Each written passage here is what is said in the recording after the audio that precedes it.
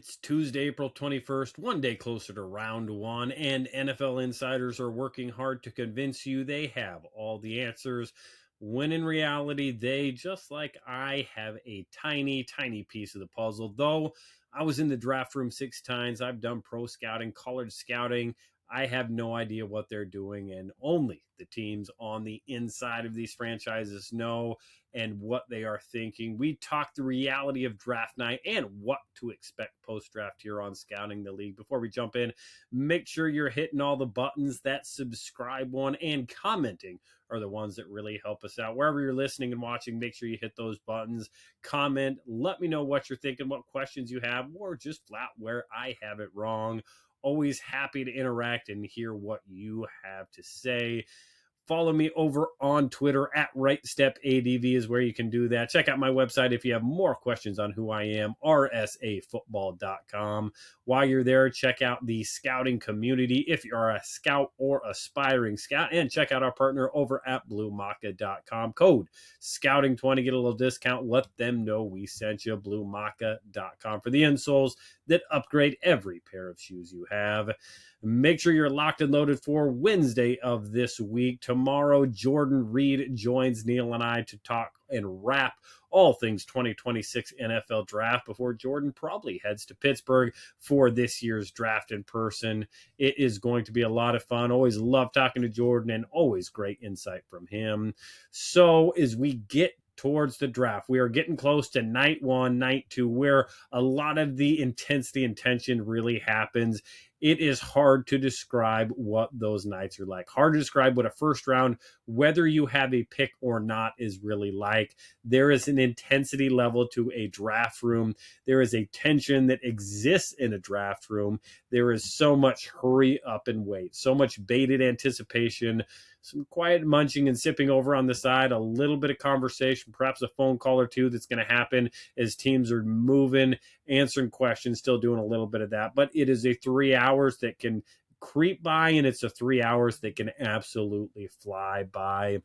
Scouts will be locked in on everything, both on the pro and college side. College guys are going to be seeing names come off the board, see if there's any surprises. There's always going to be one or two where, hey, we liked this guy, they just liked him a lot more, or man, we like this guy a good bit. I mean, if we had a pick here, I think we'd be taking him.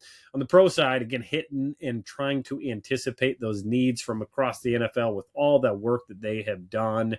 Analytics are going to be tracking everything from a data standpoint, the cap and trade calculator. If that's a salary cap guy, going to be taking a look at all those as the phone calls happening. Much of that same happens on Friday night. Again, a little bit quicker, slightly less relaxed, but it's still for some of those teams that really don't have a first or really focus on that second and third round.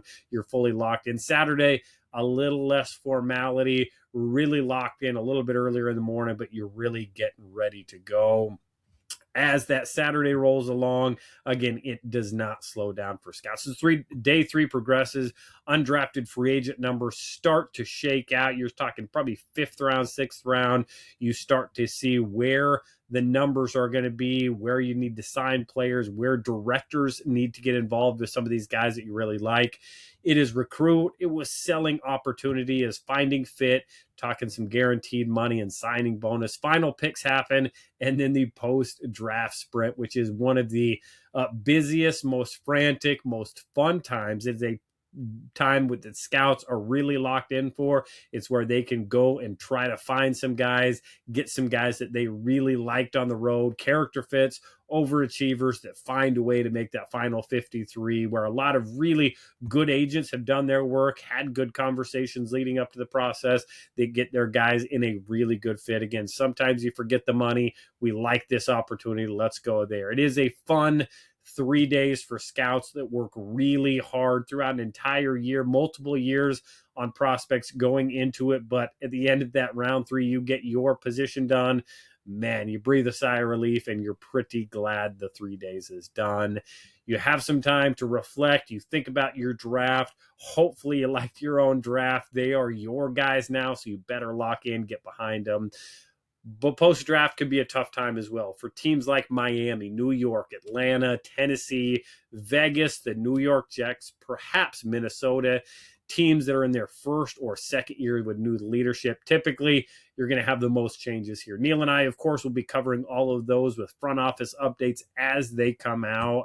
Scouts are typically going to immediately head home. Again, that's Sunday morning, get on a flight, head back to wherever they call home. Sometimes teams are having guys stick around for meetings. Let's go through some evals. Let's talk about your year.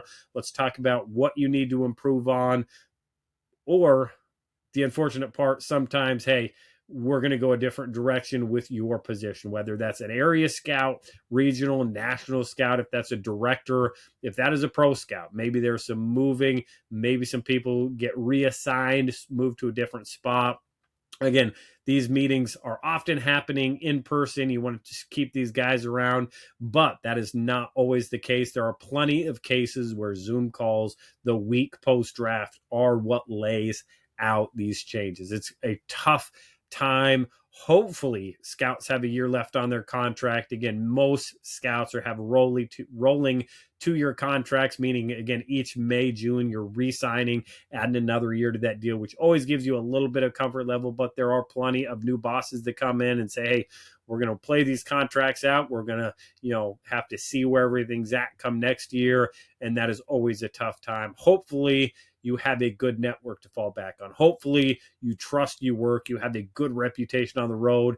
You want to be a good scout. That means networking, doing the right things, being in the right spots, talking to the right people.